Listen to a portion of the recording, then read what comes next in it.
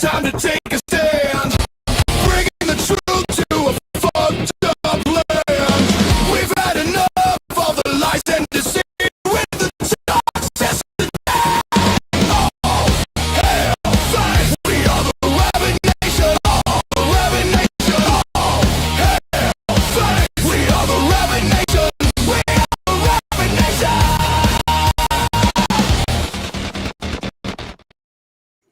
All right, welcome to the Rabyd Nation. Welcome to the Rabyd Atheist. And this is my Deconversion Hangout podcast, live stream, whatever you want to call it. But welcome one and all. I'm your host, Rabyd, former pastor, turned atheist, now compassionate anti-theist. Welcome to my channel, and welcome to everybody to another episode of Deconversion Hangout, where we kind of tell the theists to bug off a little bit, unless they want to be polite and kind and all the other things that sometimes they don't necessarily always show. But welcome one and all. Just a few announcements. There is a goal in the chat. That's just my low-key fun way of asking for some money to support the streams. I don't do ads, although I'm contemplating putting ads on after the stream has been live streamed for later. I don't know if that'll help a little bit, but we'll see. Deconversion Hangout is all about talking about deconversion. I'm always here if somebody is deconverting and they need some emotional support or other things like that. I'm not a psychologist or any of that sort of thing, but I was a pastor. I understand where you came from if you're leaving your religion, and I understand kind of some of the journey that I've been on for the last 10 years. So there you go. There you go. But let's take a look and see who's here. Fred, of course, is always here very, very early, giving his thumbs up. So there we go. Oh man, I forgot to load the binky. Oh, I better do that. But yes, we got to have our binkies involved here. So you never know what's going to happen on the Rabyd Atheist. Here, I'll give you this one. This one's even a better one. There we go. So there you go. Welcome, Fred. Welcome, Triple E. Let's see. John from Holland is here. Excellent. The cranky elder gods have joined us with their presence, sending their emissary. Alex is here. Mighty Philbert is here. Thank you for being here. I don't see anybody else. Kind of early in the stream. My streams have a tendency to grow as time goes on, so we'll see what happens. But yes, there you go. There you go. I just want to give, Monday got interesting because I did a response to Real Seeker's comment about Habermas and all the other stuff that's going on, and his reaction to me and Apologia and all that stuff. And there ended up being a little bit of a comment section in exchange with me and Seeker, and it got a little heated because he came out the gate basically accusing me of some psychological trick or whatever to, and maybe now the Mormonians crying on stage kind of, maybe it might be a little bit appropriate, but I took offense to the simple fact that he's like accusing me of a cycle. I just wanted to know what these people's names were. Like he says, oh, well, we weren't dealing with you and Paul. We were dealing with 3 other scholarly PhD people. I mean, well, who are they? And started to go around and around and said, well, Habermas asked me not to mention their names out of respect. I'm like, how the hell is not mentioning their names respectful? So it's like, I'm still not getting it. Until the fact that finally, through the conversation, I finally did get a couple of the names out of him, and then I looked them up.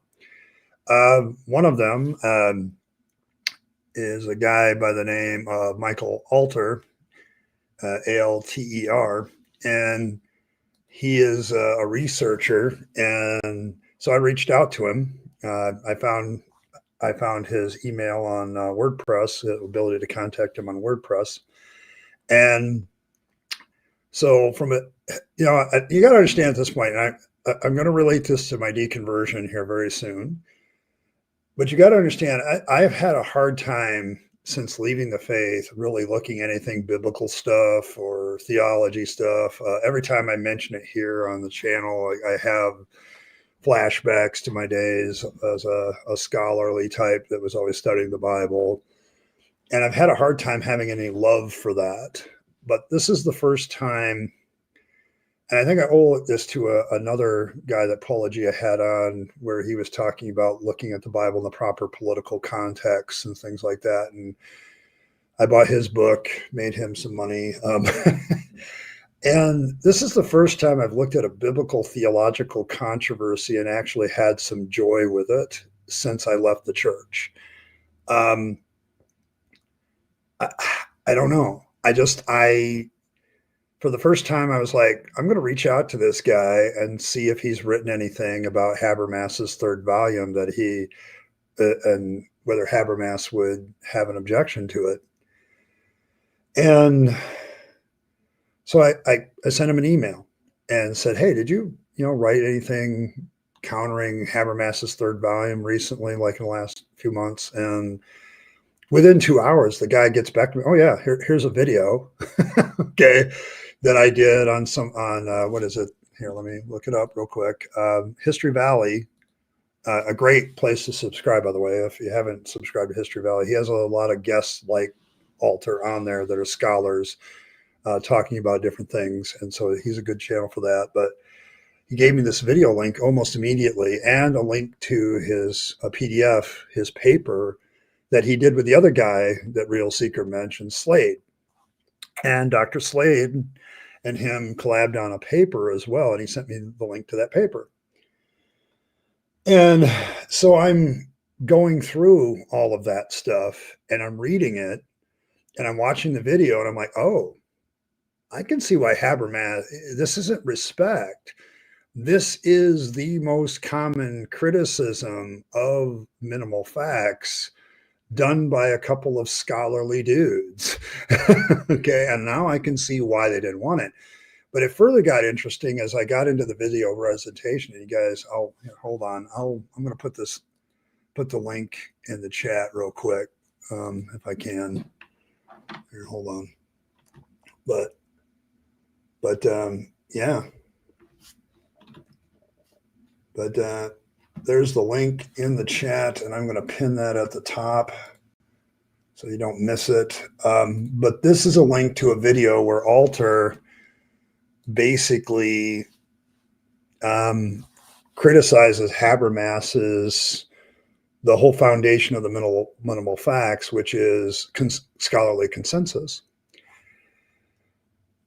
And so I'm going back to this interview between Habermas and Real Seeker, and they're like, oh, we're not going to mention their names out of respect. And I'm like, why would any scholar feel disrespected that you didn't mention their paper or didn't mention a video they did publicly? Okay. But if you click on that link and you watch that later, Alter says, it's kind of boring. I said, well, not to people that are interested in this stuff. But the other notable feature, there's a couple notable features in this video and the paper. The first notable feature for Paulogia's sake is that Alter mentions Paul Entz, who is Paulogia, in the paper or in the presentation on the video. And it says these are notable comments that have been made about the minimal facts. And he actually uses them as a quote. I'm like, oh, the guy that Habermas doesn't want to mention by name and just calls a populist is mentioned in this presentation. Well, we can't have that being known, can we? And then on top of it, Slade and him write a paper that is basically a bunch of data pointing out that there's probably a good statistical impossibility that if you try to get scholarly consensus about the resurrection, that you're probably going to get it because the majority of scholars that write on the resurrection, whether it's real, are Christians, and there's no way to get around this. And so, yeah, now I'm beginning to understand why he didn't want the names to be known, because when you reach out to these people, they're very quick to give information. Alter got back to me in 2 hours. Okay. And now from a deconversion standpoint for me, okay, and maybe someone else you can relate, I have a hard after I left the faith, I was a studious student of the Bible before I left the faith. And since leaving, I really have had a hard time like dealing with these issues, talking with biblical scholars in general, like what is the point if you don't believe, kind of thing. And now I'm beginning to see the point. I'm beginning to see why some people have come here and they like pick my brain about stuff. But yes, quick break here. Michael, good to see you. Azo, good to see you, man. I might not mention my mom out of respect, but that's a different story. Oh, you're always late. It's okay. Welcome aboard. But yes, so I'm like getting this information from these individuals that Real Seeker finally decides to tell me after me trying to be a safe cracker with a crowbar, trying to get just some names of these people. Well, if you weren't dealing with Paul and me, who are you dealing with? Oh, we're going to keep those names silent out of respect. And then when I finally do get the names out of it and reach out to one of them, I get instant information.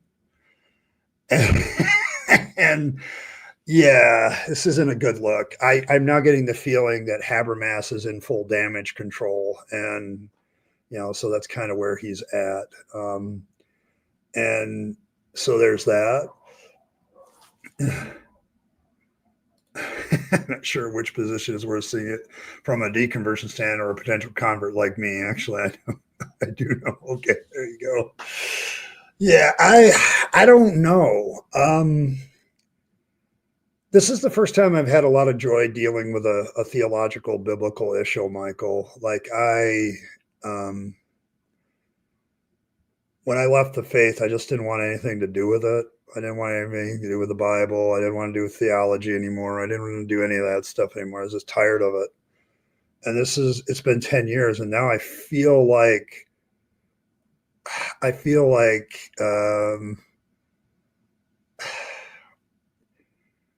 there's a value to what I did now. And that's been something that's been difficult for me to realize. But now I'm beginning to understand what some people have as agendas. And so it's like, and they're using the Bible to mask that, and knowing the Bible helps you unmask it. So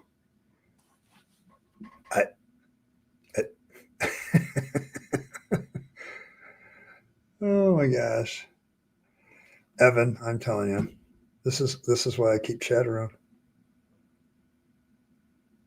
Ever good. You need the hugs or at least headbands. Yeah, I get it, Michael. I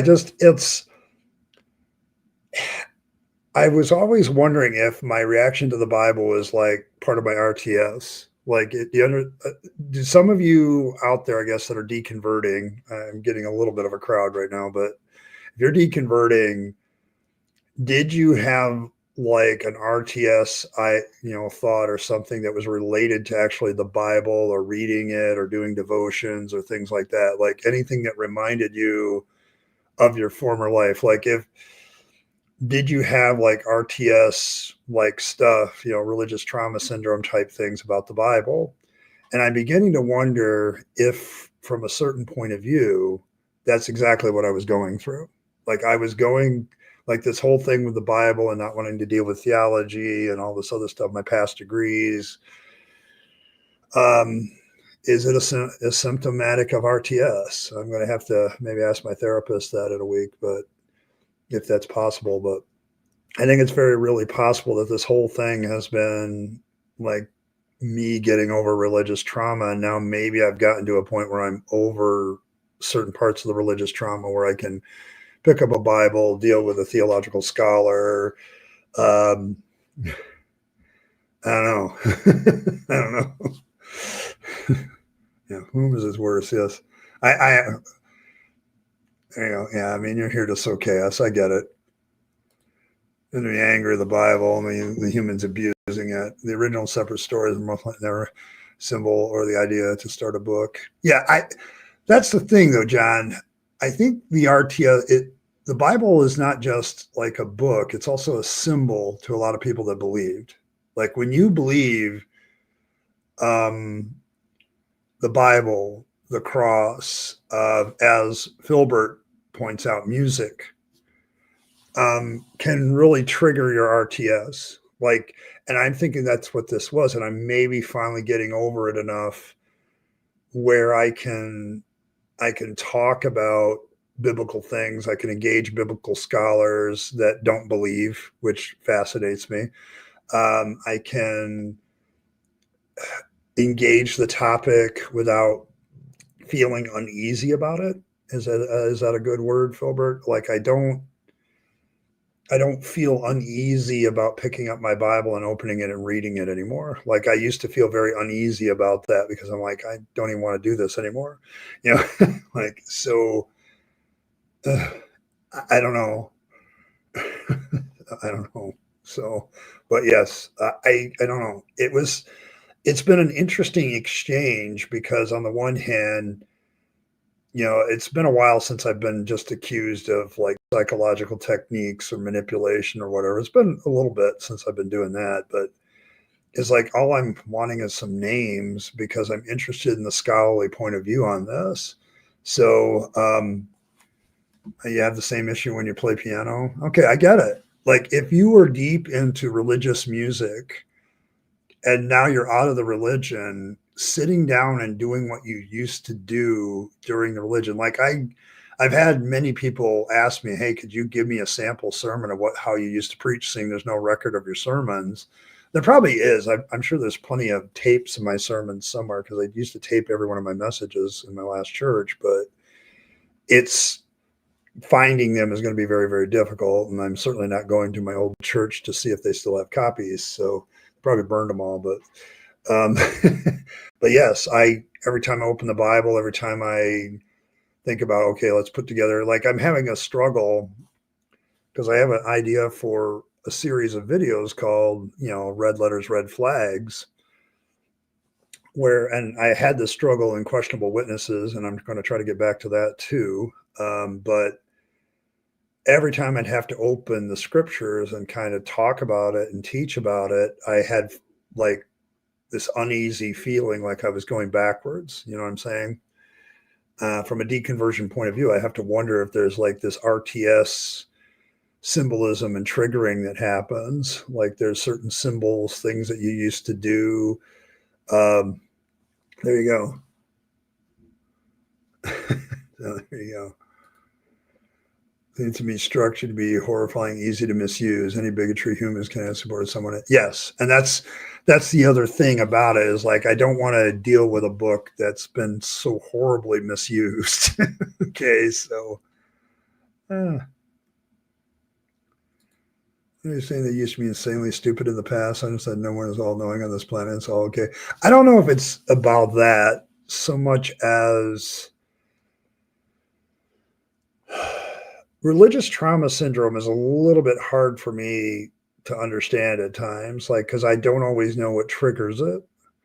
I do know that I haven't been inside a church building since I left the church, except for once, and that was for somebody's 50th wedding anniversary. They were having it in the church basement, so I could bypass the sanctuary and all that crap and just go to the basement where they were just set up for a potluck. But even the potluck setup, you know, imagine being a minister and in the church for, you know, 40 years. How many potlucks did you do, you know?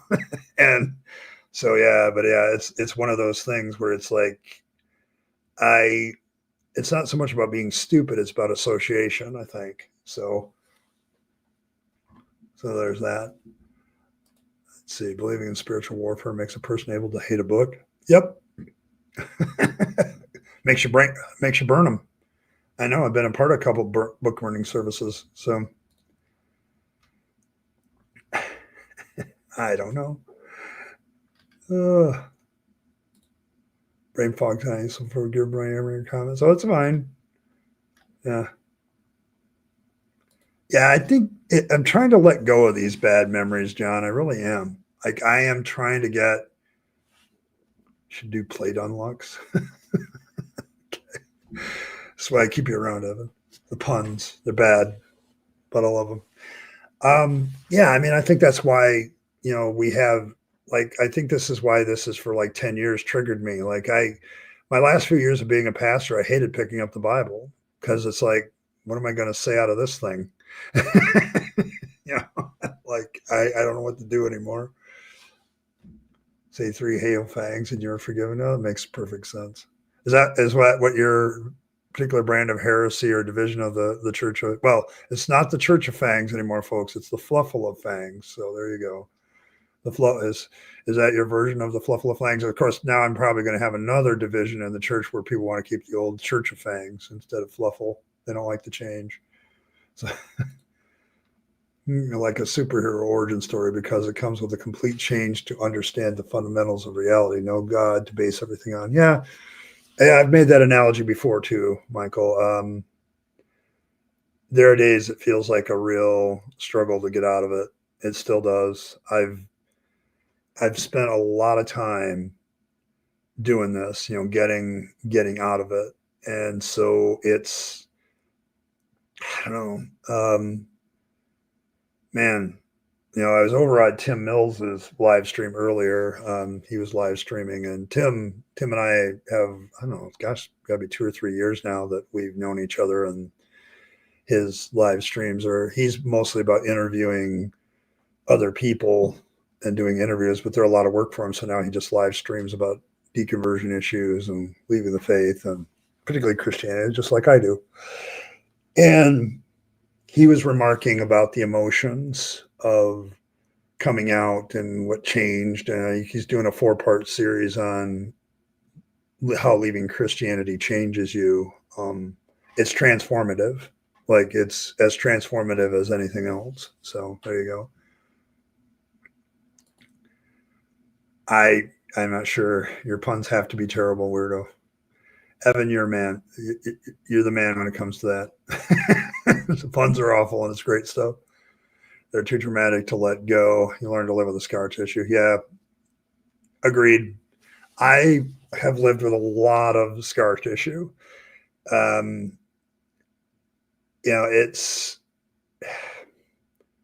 a very vulnerable person when you're a pastor. I don't think people realize the vulnerability that a lot of pastors have, particularly in congregational settings where the congregation can turn on you at a moment's notice and then you're out of a job. So you have to kind of kiss ass all the time. So I would agree.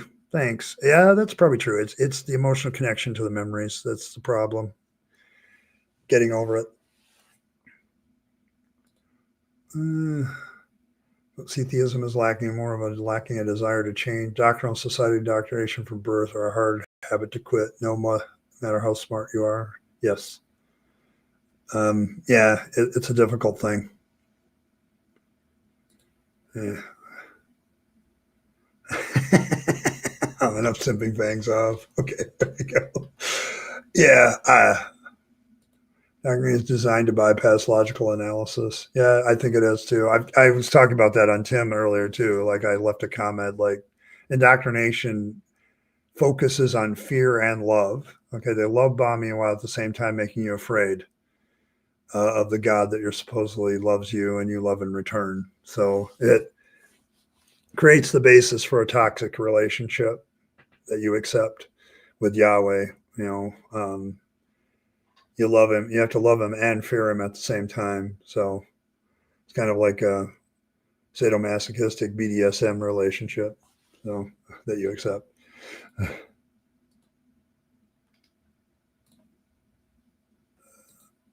Oh boy. Okay, let's see. Here we go. My daughter said to me the other day that sometimes this is my church day because I had something go on that she could help me with: musicals, workshop, Bible studies, etc. She said, now we hardly do anything together. She didn't mean it bad, but it kind of hurt me. I get that. Like, I think this is why my marriage failed, because without the church, me and my ex-wife didn't really have anything to do. Okay, like, we didn't have anything there was no activities that were like acting as the glue to hold everything together. Like, there was nothing there. Okay. Like there was nothing holding it in place. And it makes you sad, but at the same time, you realize you can't go back. Like you can't reverse this. Um, I think the challenge, would be is to find other things you can do. Like, is there something that she can indeed help you with? So there's that. Um, I don't know. It's about finding a way to make the thing go. Yeah, I mean, that's the positive. Ron's very right. At least she wants to talk about that. Like the biggest problem I had with my ex-wife is she didn't want to talk about it. Like, that was the past. We got to move on. And that's all very true at some point, but you got to understand what you're moving on from. Okay, and if you don't understand, at least BDSM has safe words. Okay, fair enough. Yeah, it's kind of like a BDSM relationship without safe words, which makes it non-BDSM. So there you go.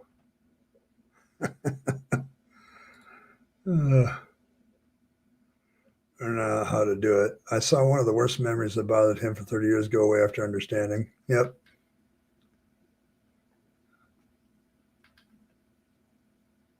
Yeah, things get better with everybody. It's one of the reason I still do this. This is my favorite live stream, by the way, still, where I just come here and talk and hang out and joke around and do all the things that we do.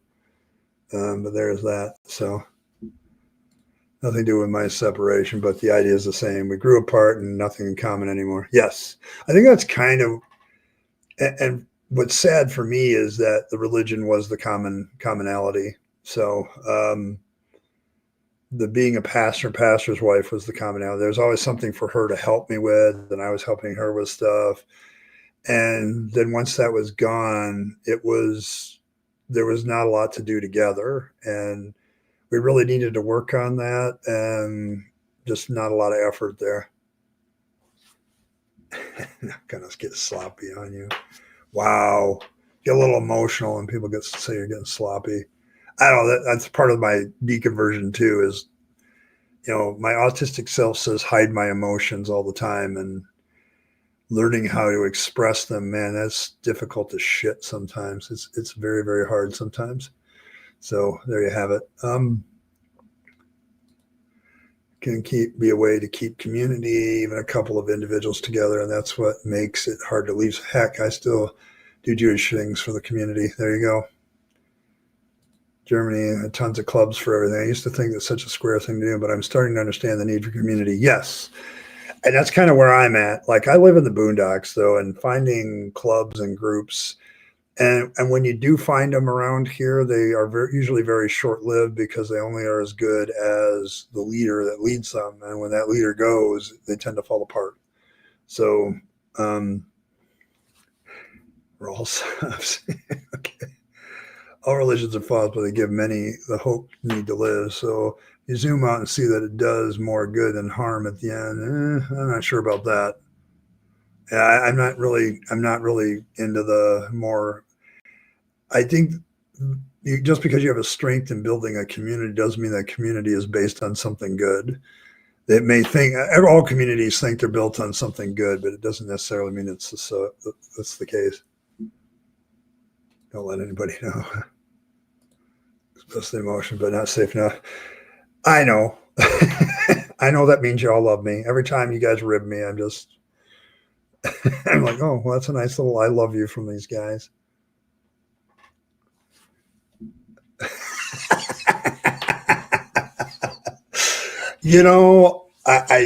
I don't have a lot of control over Fangs, Cranky. He's kind of growing into his own. I am fairly certain he lights up. But yeah. But yes, well, I don't know. Here, hold on. Huh? What are you talking about? Yeah. Yeah. Well, what do you mean? What do you mean Fangs is in your stash? I have no idea what you're talking about. Here you go. I mean, this is probably the look that Fangs would give you right now. What do you mean? Who, me? What, me worry? Oh, thank you very much, Joe. I appreciate it. Yeah, I know. I mean, the beauty of streaming, of course, is you can catch it all later. It's not quite the same, though. I agree. I love being live for live streams because it's a lot more fun.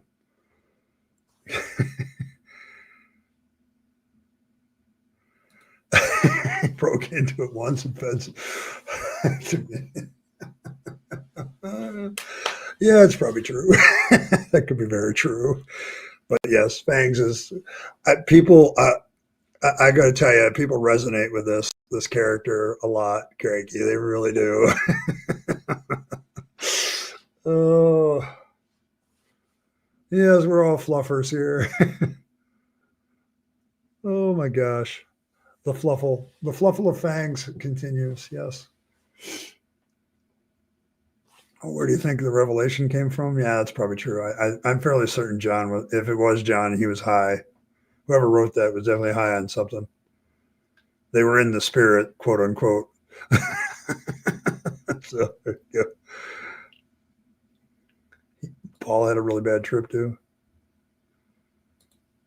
Grow up, but she brings the Gan kids for to aggravate. There you go. There you go.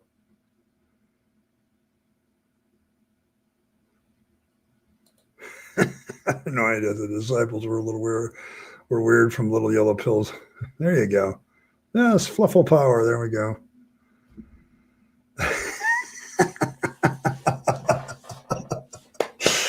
Oh my goodness. See, the thing is, Cranky, I don't think Fangs is so much interested in getting high himself. He just likes watching the effects that drugs have on others. So I mean, let's be honest, that's the most fun that I've ever had was being at a party and watch several people that were both drunk and high. And so yeah. I'm the guy that sat in the corner at such social events. My autistic self wouldn't allow me to do anything. So, but hey, Joshua, can't say one thing. Contribute towards the hat goal. Okay, there we go. There's two. There's two towards the hat goal. 3 to go. But yeah, I don't know. I love this thing. I love Fangs. I love what we're doing. I haven't seen Earl yet tonight, but it's one of the main reasons I love what she does is she takes Fangs to new heights. So yeah, it explains the Cranky, doesn't it, Michael? Like that's why Cranky's cranky because people keep stealing his drugs. So there you go. Yes. Oh, yeah. I'm well. I'm just being reflective today. I'm being probably a little bit more serious than I usually am in deconversion hangout. And I understand that if you're deconverting and you're listening and you want to hop in here and say, I need help, go right ahead. Everybody will back off and we will help you. But it's like we have a tendency to hang out this way and have a little fun. It's kind of a community. So there you go. Say flufftastic. There we go. Yeah. Sorry, Cranky. It takes Michael a while sometimes. Oh, new heights for Fangs, only if you hold him by the ears. He doesn't like it when people touch his ears. So there you go. You can scritch his ears, just don't grab him. He doesn't like that at all. Don't pull his ears. Fangs followers feeling flufflicious. There you go. Let's say that 5 times. Fluffle of Fangs is giving me trips too. Say that a few times fast and see what happens. But yes. So we'll but yes, but this is actually I think coming up with a made up deity has really kind of helped my deconversion efforts because I now understand how people get caught up in nonsense. So we all have something to rally behind. If you pet Fam's ears, rush right. Well, ever heard of an orgasm? Probably true. Oh, poor Fangs. he develops all kinds of new traits and powers every time we stray him. It's awesome. But yes. Yes, but the Fluffle of Fangs is doing very well these days, so I'm very pleased with that. So so we'll see what happens in the future. But yeah, he's definitely become. I mean, how can you resist that face anyway? So interaction. Oh my gosh. Oh, oh, if only Earl was here. I wonder what her reaction would be to the idea of Fangs' ears being a source of sexual pleasure. I don't know. She's one of those people, so. Oh my goodness. Uh,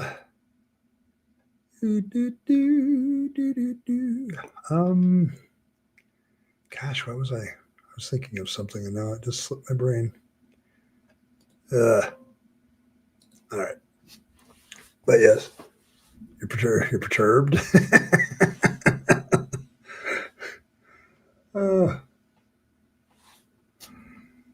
Black Sabbath song "Fluff." That might be. It might be. I haven't listened to that song in a while. It's when the ears are pricked.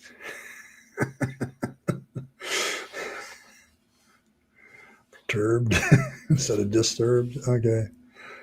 Yes, but Fangs is, Cranky. I'll relay your message, but I am fairly certain that Fangs, being a trickster god, doesn't give a damn how mad you are for getting into his stash. I'm going to do it again. Want to see me do it again? So I think that's what's going to happen. I'm going to tell him that, and he's going to say, "Oh, you want to see me do it again?"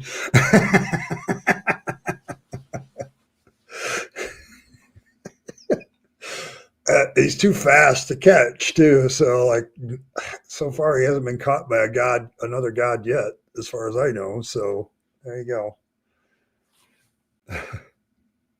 Guy on TV that put out the idea that the disciples were teenagers, and this is really why the crowd wanted him dead. His name is Hillman Hillman. Ever heard of the guy? I think I've heard of Hillman.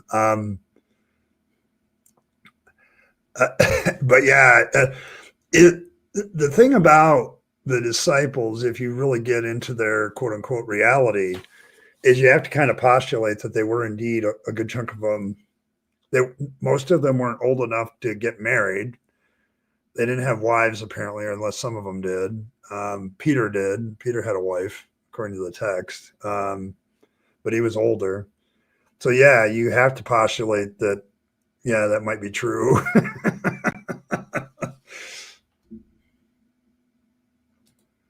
If you went to the Magical Mystery Tour on you, I'll show him where the good stuff is. I mean, got to remember, Fangs knows what every bunny in the universe knows. So, he can look through their eyes, hear through their ears. So, well, at last I remember, Sir Sick is like a whiskey guy. And Fangs down for a little alcohol too, but I'm sure you got to understand, Fangs is about sneaking into things, taking stuff, and disappearing. He is a trickster god. The god of magicians. We can even throw, all the, the thief deity in there too, god of thieves and magicians and poof. So. Creating God is easy. Humans have done that for millennia. Expanding the creation into a cult requires a good salesman. Like Saul Tarsus, for instance. Yes. Yes. Even Playboy bunnies count. Yes, they do. All the Playboy bunnies count. So they do count. He can see all of them. He sees all through the eyes of his rabbit followers. He is a god of rabbits too. So. But Fangs is very, very, very much about, if you have a secret, if you have something hidden, if you have a stash of something, he will find a way to get part of it, if not all of it. You got to do extra fangs proofing. That's why you got to leave a holy carrot. Here you go, Cranky. If you want fangs to stop stealing your stash, you need to put like a carrot on top of the stash and make it the most holy of carrots by circumcising it and taking just the tip. And I think fangs is what fangs is saying, Cranky, is you haven't left me anything to eat, so I'm going to steal your shit. Okay, which is a perfectly reasonable God behavior, given a good chunk of the gods that people have made up. So there you go. Just put a carrot on top of it and circumcise it, and you'll be fine. He'll probably stop stealing your stuff. Maybe. Yeah, he still does what he wants. So, a lot in the Old Testament way, the children's life isn't worth much. That's probably true. Teen disciples make sense because they were independent a bit earlier than we are today. Yes. So there's that. Hey, thanks, Triple E. Eric Mickelson got that. That's a good one. There you go. Then we got Abraham. Let's kill the son. Yes. We have a problem, Earl. Thanks for showing up. But apparently Cranky is mad at Fangs because Fangs stole his stash. So, you're the more late you are, the more fashionably late you are. So there you go. So IKE is always welcome. But there you go. But Cranky's upset at Fangs, Earl, because apparently Fangs stole part of not all of Cranky's stash. So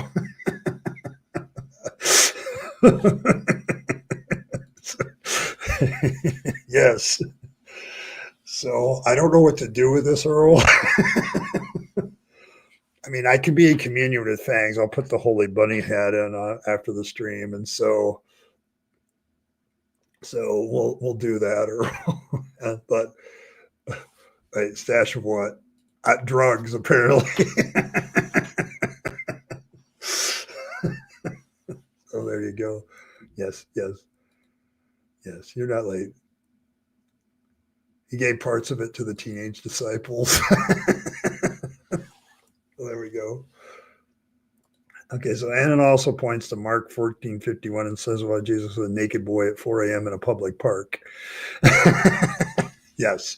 That's actually something that's been problematic for biblical scholars for literally ever since the text of Mark has been part of the canon. Like, and maybe even before, like, what in the hell is going on there? The theory among conservatives is that's John Mark, the guy who wrote the book of Mark. So he's reflecting on his own experience with Jesus. But yes, this is the case of yes, a case of what the hell is going on kind of thing. So right in the Bible, because like he's naked under this blanket, and when the soldiers go to grab him, he just lets them take the blanket and runs off naked. And so the question is what the hell is Jesus doing in a park with a naked teenage boy? So you were a ski bunny for a decade. Yeah. You can see through ski bunny's eyes too. So maybe, I don't know. See, because this actually is an issue that has led some people to deconvert, Philbert, because it's like there's not a lot of good explanations for that. What are you doing there in the middle of the night with a naked dude? Like, what's going on? So Fangs by proxy, Fangs might partake. Yeah, he might. We have to think about that, don't we? But yes. So I don't know. I remember having to explain that when I was a pastor, and it was always a difficult one. Like, what the hell is Mark doing naked under a blanket in a park? I don't know. So I don't know. Hey, thanks, Cranky.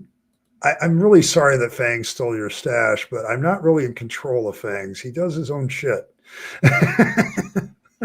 I can tell him that you didn't like it. The next time I commune with Fangs, I'll let him know that you didn't like it, that he stole your shit. So, But we don't really have a commandment against theft, do we? Do we have a commandment against theft? Is there a fang damnment against theft? I don't know if we have one. And wearing nothing but a linen garment was fine. When they seized him, he fled naked, leaving the garment behind. Yeah. Yeah. I don't know what's going on there because obviously the linen garment was easily removable. And so, I don't know. Okay. Oh, I've been off of any time again. Oh my gosh. Fangs can do his own shit, but he's shit. There he goes. Okay, there you go. Fangs is even allergic to a few things, so there you go. Maybe he's just giving it away, Cranky. Like he took it and gave it to somebody else. So there you go. More into it. I was wondering if you had heard of him. The channel name is Lady Babylon 666. No, I haven't, but I will definitely. Lady Babylon 66. What a great name. Holy crap. So there you go. Went to the proper finish sauna.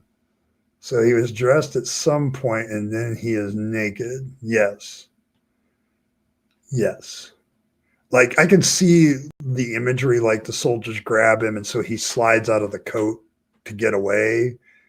But at the same time, there's been a lot of people who looked at the relationship that Jesus has with his disciples and raise eyebrows. Like the culture at the time, it doesn't make sense. You too can influence the algorithm. Okay. Thanks, Fred. Appreciate it. Maybe. Oh, he's got a need for speed. Okay, there we go. Thanks has a need for speed. That works. Oh, maybe the child was the devil tempting him. Could apologetics be a career move? Yeah, probably. It almost always is. Was the park perchance near a Turkish bathhouse? That's quite possible too. I mean, I don't have the problem. It's just when you look at probably the ages of the disciples, they are like young men and teenagers that still have not probably gotten, very few of them have probably gotten married and have a life if they existed at all. And so you have to ask questions. So Jesus gives glory, a whole new meaning. Yeah, I can see Fangs having the need for speed, though. Definitely. There you go. But yes. So there we go. So hopefully, Cranky, I've given you a little advice. One, hide and secure your stash a little bit better. And two, make sure you leave a carrot offering on top of Fangs, because he might get into the most holy of vegetables. And just make sure you circumcise it. Take off the tip to make sure that Fangs knows it's for him. And, he'll take it with him. So there you go. Yes, the one lying in his breast, Judas' kiss of betrayal, Jesus' love for skinny jeans, a lot of weirdness. Yeah, there's a lot going on there. Yes, that's excellent advice. Yeah, I tell you, I'm giving you excellent advice here about how to deal with Fangs. Like, he's a deity. He's hard to control. I can't control him. If we get real about gods, we just can't control what happens with them. So there you go. I don't know the context if there is one, but it sounds very random. Why include it? Yes. Well, it's one of the reasons that people think that that young man in that story is the guy who wrote the gospel, because it is it's a detail that doesn't make a lot of sense unless it's related to the author. But at the same time, I'm like, no, it could just be one of those stories that was floating around at the time and the author just tried to include it. So yes. The apostles put a finger in Jesus' body to know it was Jesus. What whole one? It's okay. Calm away. Yeah, keep your mom away from Fangs too. Like that's advice to any mothers, by the way. Any children, mothers, keep your moms away from fangs. Yes, he's a trickster god. So what are you going to do? If he pulled off a good trick on you, you need to understand that you've been blessed. So there you go. That's the way Fangs blesses you, is doing the trickster thing. So, yep. Yes, keeping no puppies. Oh, Earl. I don't know. Maybe the disciple was a dentist. Yeah, it's possible. I don't know. Yeah, well, yeah, he's a rabbit.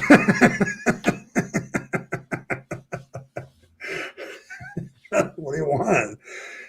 I mean, literally, the most common form that Fangs takes should tell you all you need to know. Like boinking abounds. Yes, that's all you need to know. Those are ears, not horns. Doesn't that we're talking about horny in a completely different definition? Yes, the holy rabbit who will tap any hole. Yes, there you go, and create some of his own and dives down them. He is a rabbit. Come on, this isn't hard to understand, people. What he's up to. Yes, oh my. So the Harmon interviewed him a while back, and it popped up on my feed. Oh yeah, I was on the Harmonic Atheist too. I was just talking to him like an hour before I streamed. Like I was leaving comments on the Harmonic Atheist because he's doing a live stream about things that have changed since he deconverted and how it changes us since we leave the faith. So there you go. Fangs can be loved or hated. That's entirely up to you. He doesn't much care, but Fangs cannot be trusted. Correct. Absolutely correct, Fred. Cannot be trusted. The Shikshar Fragile God, think of those poor Muslims expecting 72 virgins. You know, I did have somebody make a criticism of the 72 virgins thing that I thought was very interesting. It doesn't say that they were female or male. It just says virgins. There's an assumption that they're girls, but he said, when you get the 72 virgins and it's not what you were expecting. So there's that. Real questions. What does Dan McLean think about the 10 disciples? I don't know. What does he? What does Dan think about the 10 disciples? I don't know. See, the disciples are an interesting group of people because some scholars think that some of them are completely made up to fulfill a number, or that if they did exist, not all of them actually believed in Jesus after that. Oh, the teen disciples? I don't know. Listen, understand that if you look at like all the cults in history, if you look at how young some of the followers are, it's kind of scary at times, like how young they were. So yeah, it's like a 12 tribes of Israel thing. And then, so there's that, but yeah. But yes, that's why a lot of people feel like some of the disciples are just made up names to fill things because they needed 12. So, but yeah, like, because a lot of them just straight up disappear afterwards. Yahweh can be loved or hated. That's entirely up to you. He doesn't care. Yahweh cannot be trusted. See the connection. All gods are oils.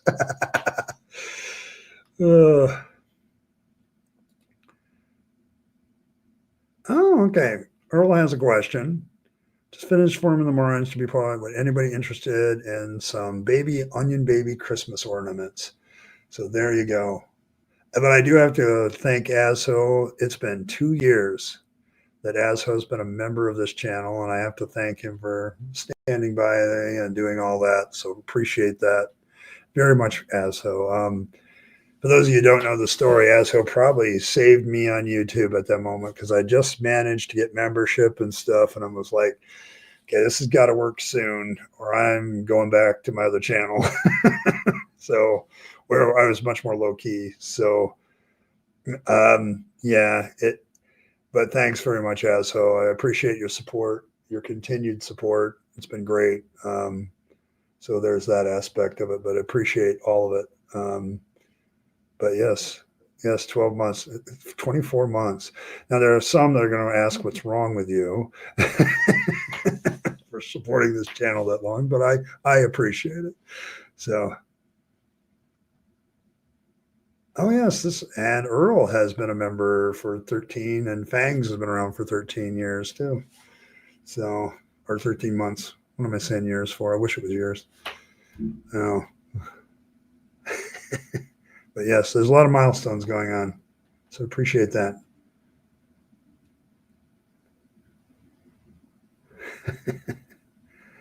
I understand that I was getting very frustrated at that time 2 years ago because I was like, I have membership now. Is there anything that people really like about this channel? Do they enjoy anything about it?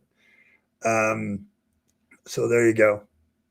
But then Asho came along, became a member, gave me some encouragement at the time, and here we are.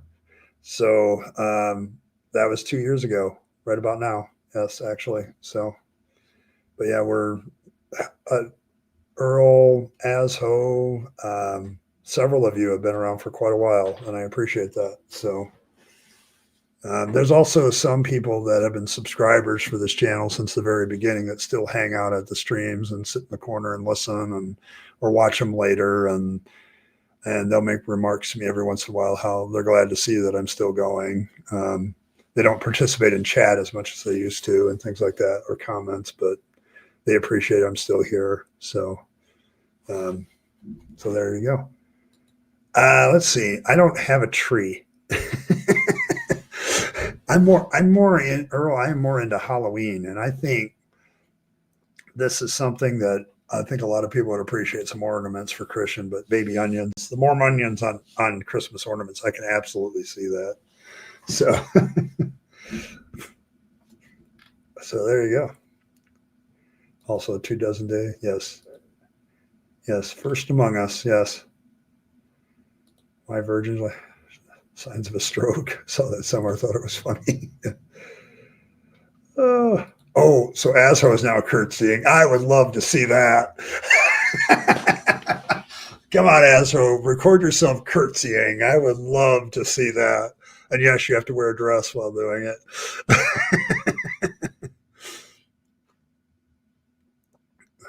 Okay. Yeah, but I'm going to tell you, yeah, go to Earl's site. She has her stuff.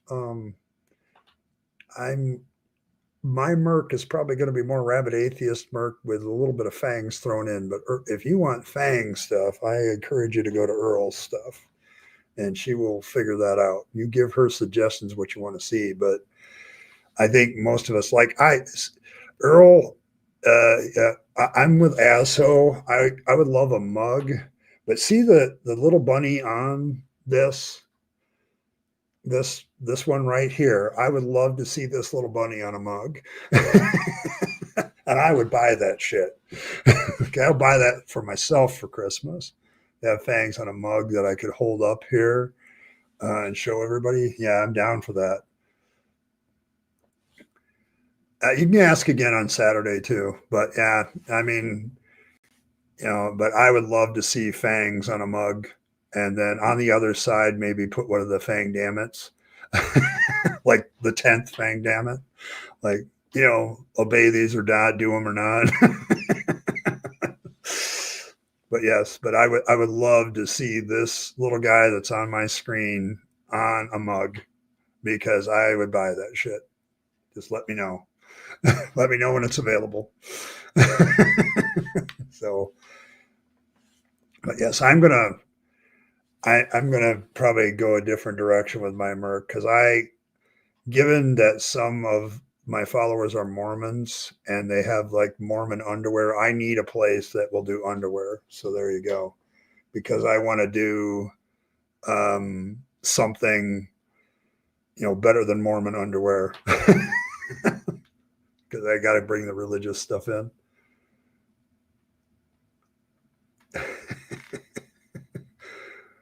Oh, maybe Aso wasn't saving you. He was cursing you. Shh. I saw that. That's not I'm still cleaning up the old art so it looks sharp on merchandise. Yeah, I mean, whenever you get it up, Earl, let me know. But the one thing I think you definitely need to have is Fangs all by himself on the side of a mug. I can't think of anything cuter. So, I mean, or something like you could put Fangs on one side and one of the crying Mormonians, like maybe even this one on the other. So,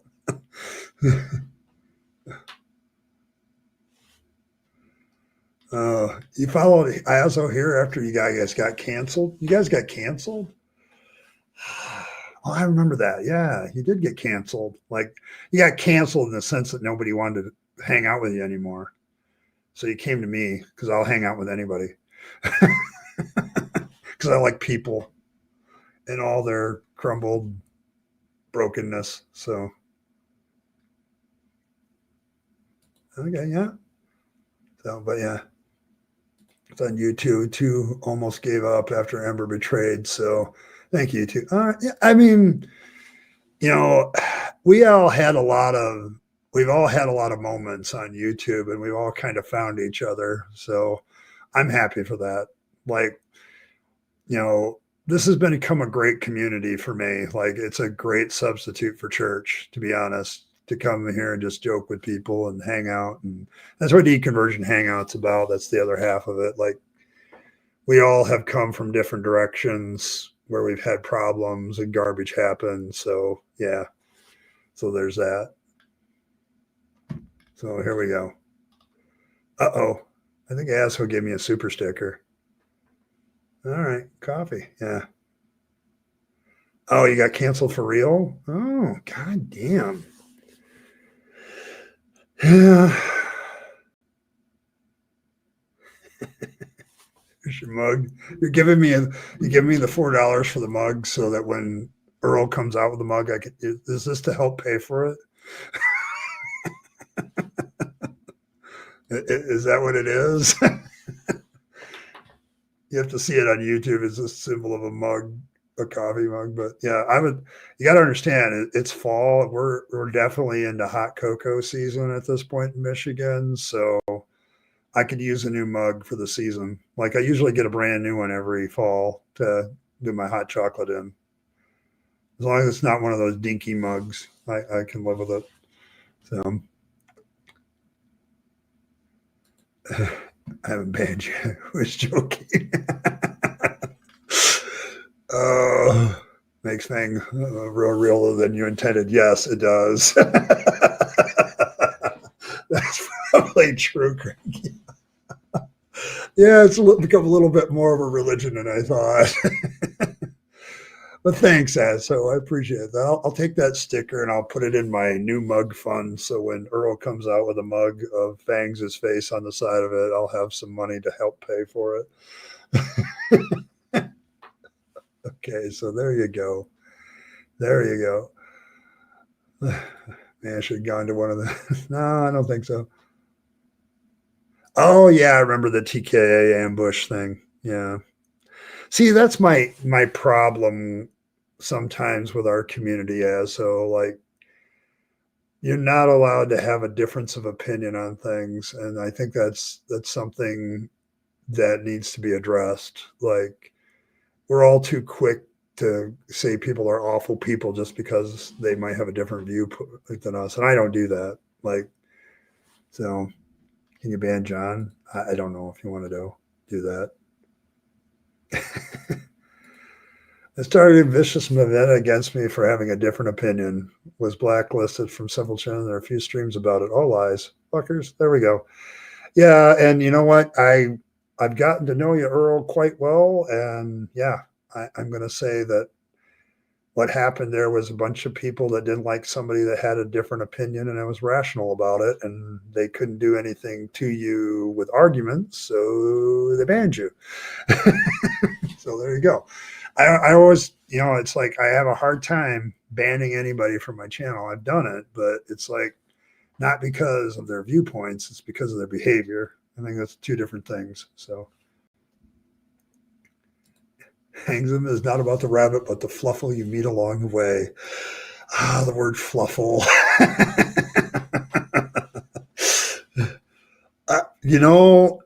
There you go, Earl. This is what I want.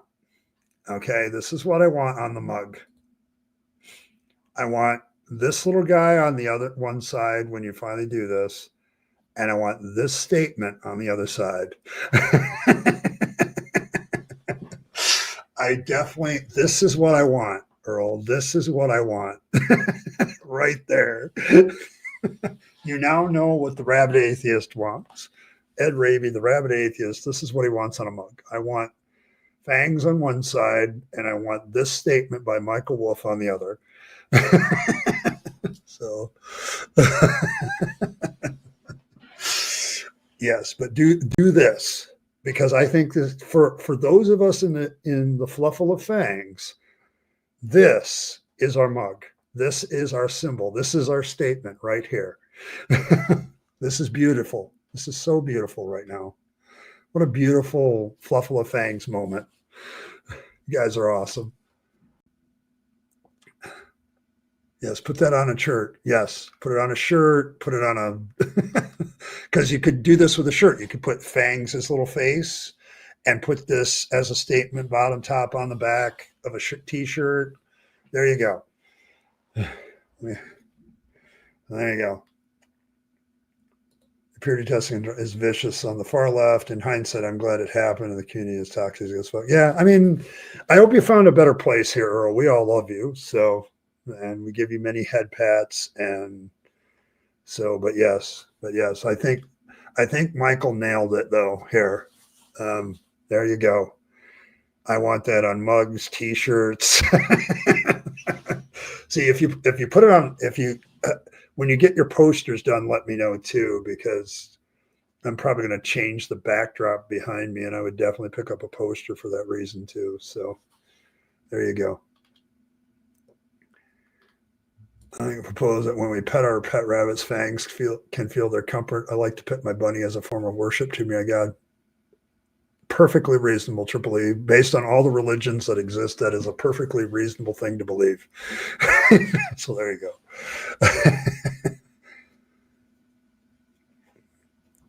I used to preach this, and I'm going to tell you something, my friend.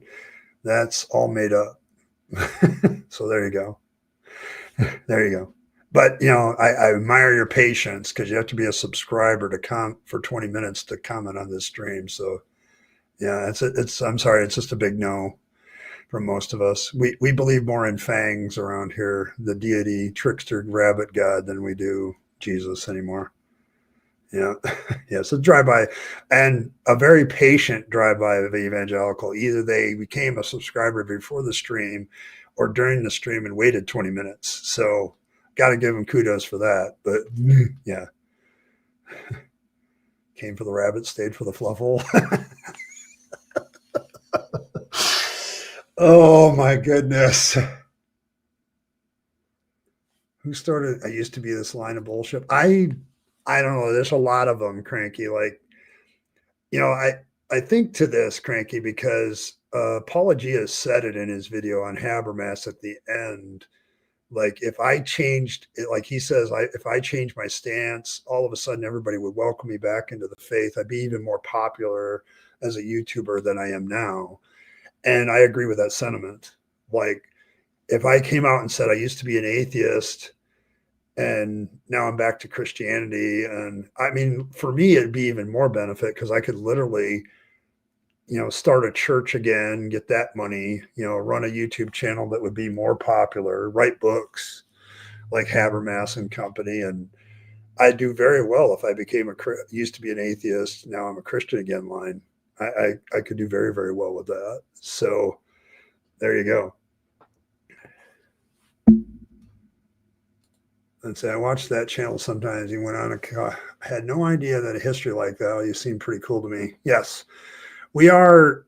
we are a pretty cool group of people. I think the problem I've had with, I have a large problem with anybody who's very fundamentalist about what they believe. Like they won't change their viewpoint on stuff or anything. Um, and I also have a problem with like name calling. Like a lot of atheists will talk about ad hominem attacks against atheists and then turn right around and do them against believers. I'm not against the believer here. Okay. I am against what they believe. And those are two different things. So are you changing your name, Fred, to Senator Fluffle? Oh my goodness. But have a good one, guys. Have a great one. Oh my goodness.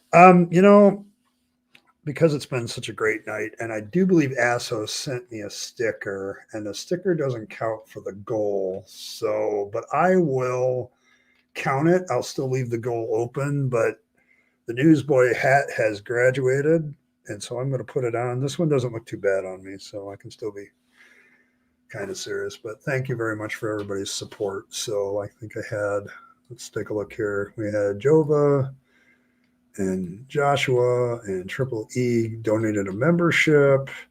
Cranky Elder God, Fred, Asso being a member for 24 months, and Earl for 13. And Asshole Super Sticker, very well supported stream. Thank you very much. Appreciate that.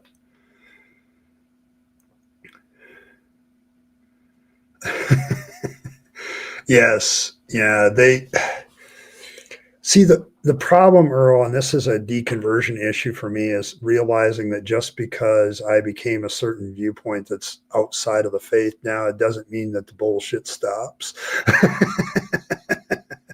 So, yeah, you begin to realize that some people are just crappy people and they're going to play the tribalistic, toxic bullshit, regardless of whether they're a part of religion or not. Kind of proves the one statement, good people are going to be evil people, are going to be evil people, but it takes religion to make a good person into an evil person. So did people get attracted to religions because they already were crappy and they wanted to use their religion for crappy purposes, and now they realize, I can get out of religion and still be crappy? Okay, so I you got to be careful with that. I think I try to remember what I used to be, Philbert. Like I remember, and that's why I'm very patient with theists at times. Like this guy who did the drive-by, it's like, dude, you're just saying stuff that you can't prove. But I get the mental state that person's in. They believe something very sincerely. They're wrong because a lot of people believe stuff sincerely and are wrong. And there's a lot of room to go forward. So, yeah, but yes, I get this. You got to treating people well is a challenge, especially when they don't agree with you or they make it personal. So, like, I don't have anything against Real Seeker personally. I have a lot of problems with him accusing me of engaging in a psychological trick just because I'm trying to get the names of people. Just want your names, So there you go. Yeah, I think there's something to be said for, they still have their religious attitudes about what they believe. Like they're very dogmatic about what they believe. And that's kind of the thing I've been trying to get over, is being so dogmatic about things. Religion makes you dogmatic, and it's like, so does politics and social views too, apparently. So there you go. Really? I'm not going to do that then. Cranky, my brain is getting really old. So if the elder gods want it, I'm not sure it's going to taste very well. So I need craft beer and skinny jeans too. Oh, and Cranky likes the way you think. Yeah, I mean, there's always tribalism. Tribalism is so inherent to humanity. It's hard to get rid of. And it's been good for us on a couple of occasions, but yeah. Actually, Martin, it's a good question. Martin left a comment, I believe, on my stream with about Real Seeker and his points about me and Apologia. And he said, yeah, I've been very busy, like with like life and work. So he's still here. He's still around. Um, I, I think I know he had a job change, and then since then he's been less around. So I think that's really what it is. It's not that he doesn't want to be here, Asho. I think it's he misses it, but he's got his life has changed. He's had a life change. So there's that. Yeah, I mean, I miss Martin because he's great. Like if there's a guy I need to pull the trigger on a person in in the comments in the side chat, Martin has no hesitation. And I missed him for that just thing. So old brains. Oh my goodness. Yes, they are. I mean, I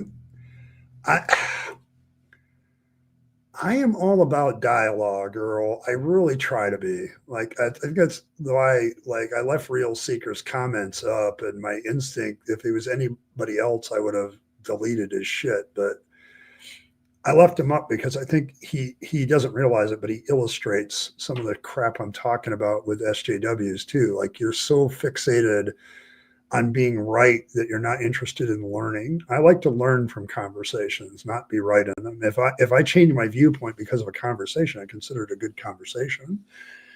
So yeah, I mean, yeah, you lose friends over religion and politics. It happens, unfortunately. I wish we didn't, but bird brain pun. Yeah, he's okay. I just want to let he's all right. He's just like, I think his schedule has changed and it's hard for him to be here. So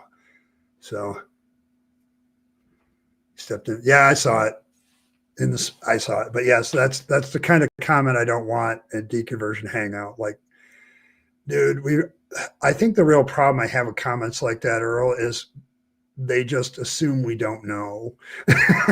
Like I'm a former I didn't say stuff like that from the pulpit when I was preaching, like I didn't talk to people like that when I was a believer. Like somehow my biblical studies degree, my theological studies degree that I got from, accredited Bible colleges and seminaries suddenly disappeared out of my head the moment I became an atheist.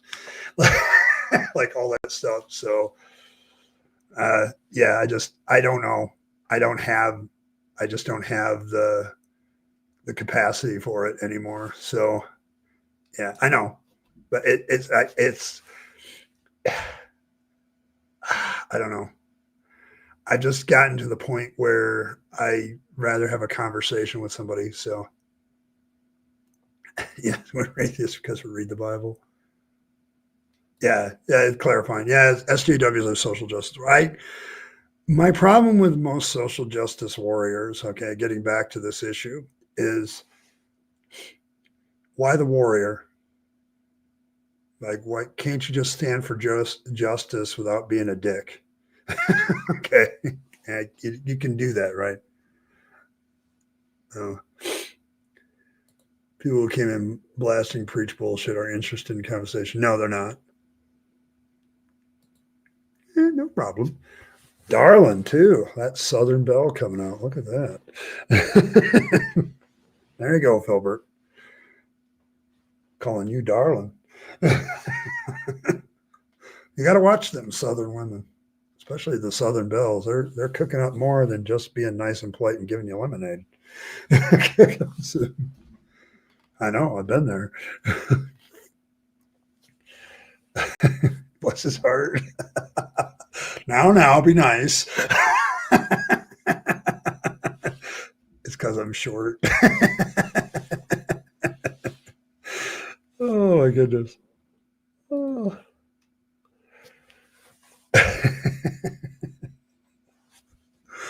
Yeah. No, let's be nice. Oh, but thank you to I love it when the two of you, Philbert and Earl, exchange pleasantries because I immediately drawn to the fact that most of the artwork on my channel is done by Earl. I think almost all of it, and Philbert is the author of my theme song. So yeah, it is. I found that out after. I'm like, man, they because I knew that before I went to Texas, but when I started listening to people how they actually use it, it's like, oh my God, this is like more negative than positive. It's a very polite way of telling them that they're fucking idiots. So like, I don't like them. So there you go. Script which, and they can't defend. Yeah, I. I long for people that can think about an issue enough where they can acknowledge that you might have a good point, even if they disagree with you. Blessed are the short, for they are the stature of fangs. There you go. Actually, fangs is probably taller than Philbert.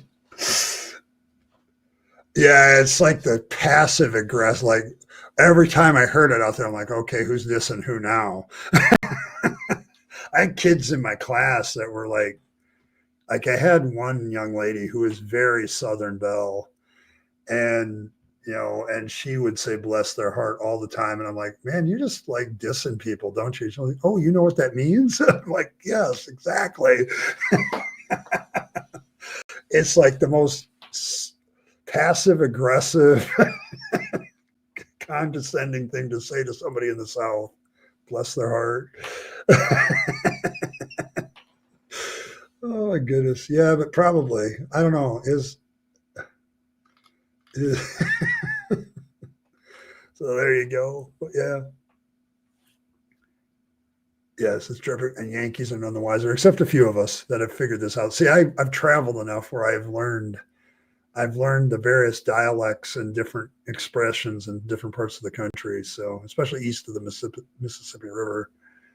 West of the Mississippi, it gets a little bit difficult because they definitely have their own dialects and phrases and things like that. So like here in Michigan, we pick up a lot of the Canadian stuff too, like A and, all that stuff. So, oh my goodness. But yes, I think Earl, if you're looking for ideas of what to go on mugs and t-shirts, you definitely got to put this picture of fangs. And I think Michael nailed the expression, so there he goes. Yeah, it really is. It really is. Yep. Yep. I think that's a good one. But also, I think, man, before I leave, I got to go in about 5 minutes here, but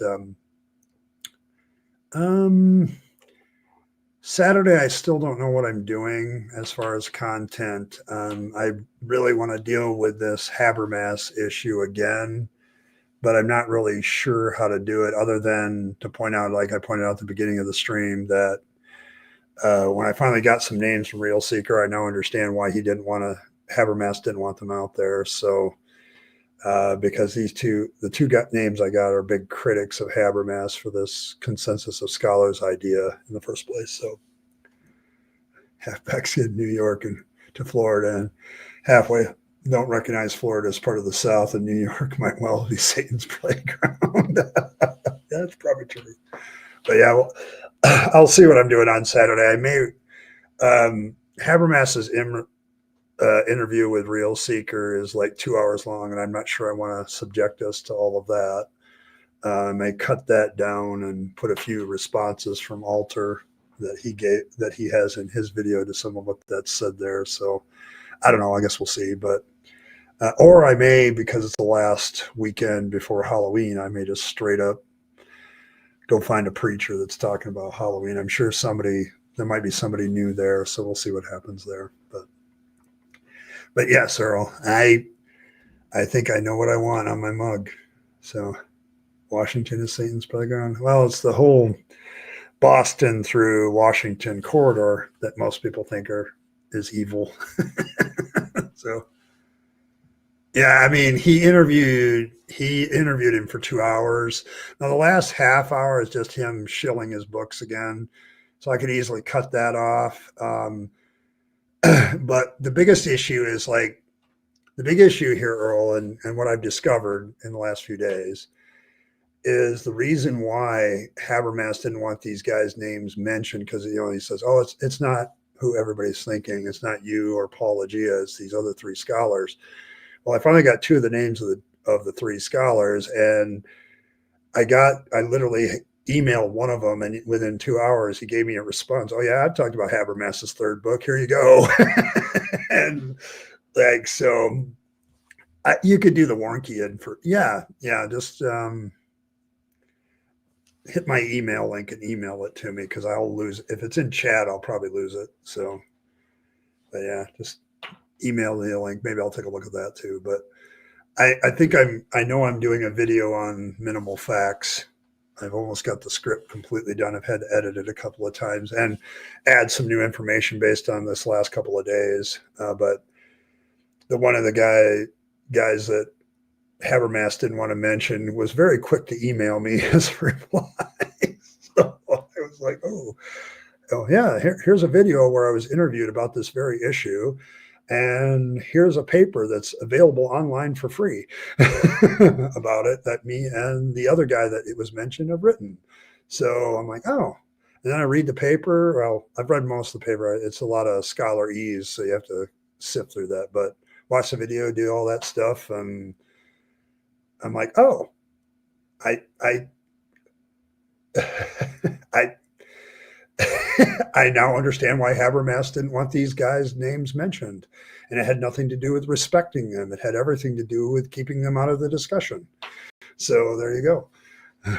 I don't know sometimes. I think the problem is we have kind of a Habermas gate situation. Paul Agia, me, I got dragged into this by Real Seeker. Paul, of course, has got dragged into this by Habermas himself and Real Seeker. It's kind of a scandal going on. And my political science degree says that they're doing damage control because of Paul's video on fact checking the Christian versus non-Christian thing. And it's become a scandal. And I feel like Habermas and company are doing damage control because it might be hurting book sales. So there's that. The minimum fangs theory. Okay, there we go.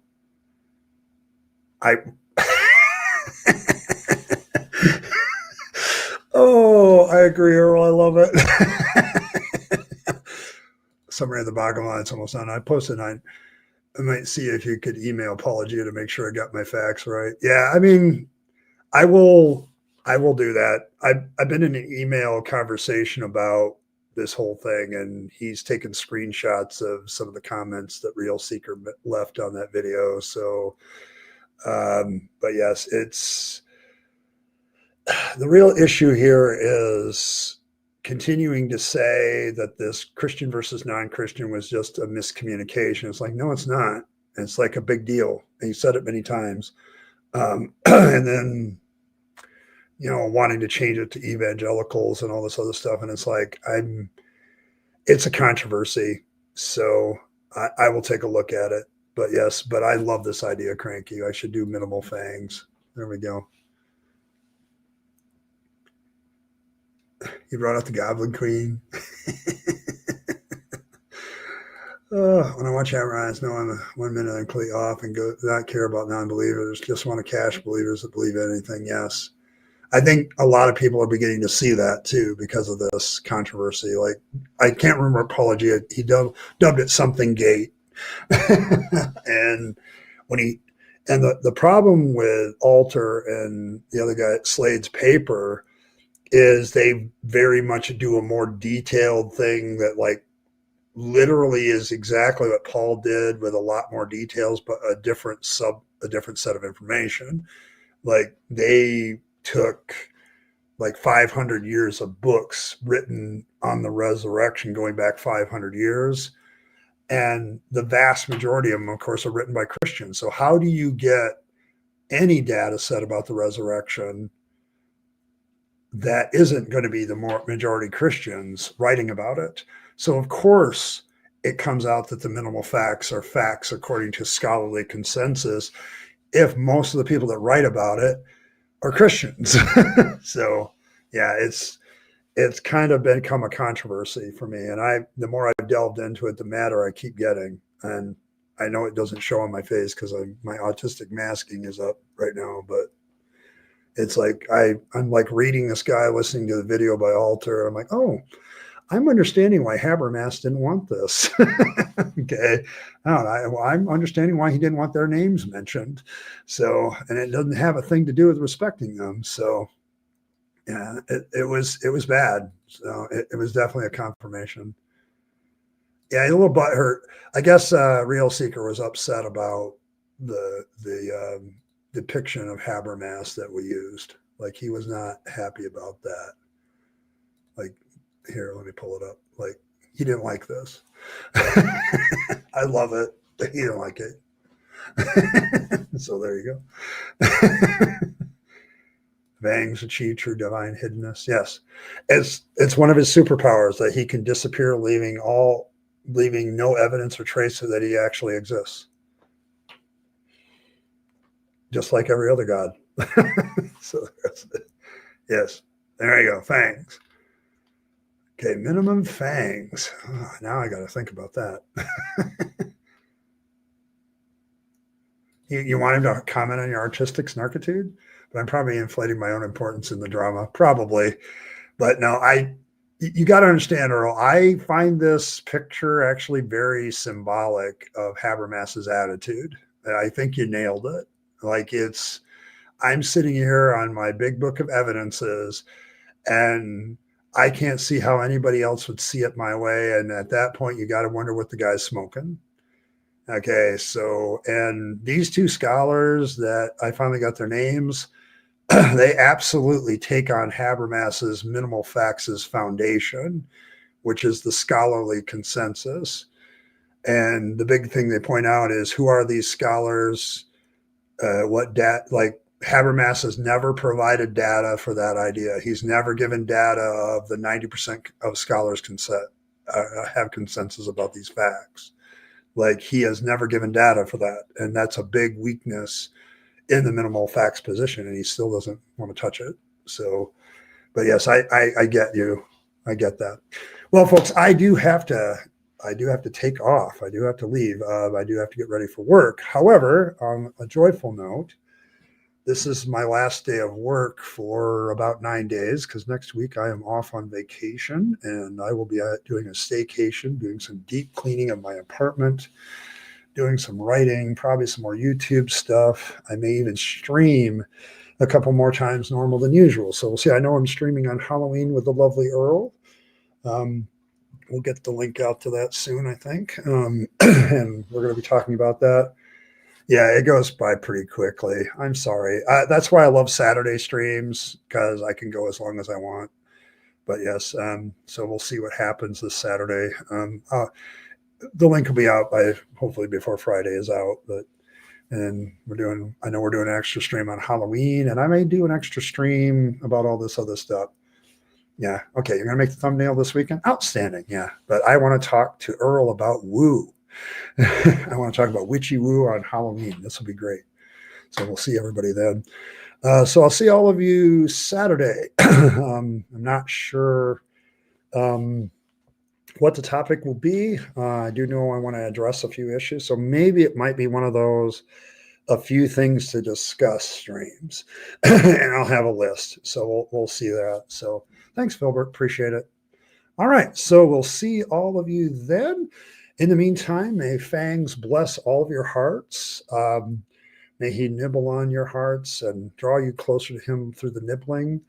For those of you, we have a good illustration in this stream of how to protect your stash. This is the reason why you need to lay out an offering for Fangs of the most holy vegetable of the carrot. Make sure you circumcise the tip, and a good place to put that carrot is on top of your stash. That way Fangs will take the carrot instead of the stash. So make sure you do that. Appreciate all of you for doing that. Nom nom, and may he richly, richly bless you with whatever stash he steals from somebody else. So there you go. And as always, live your best life. You only get one go around and then it's over.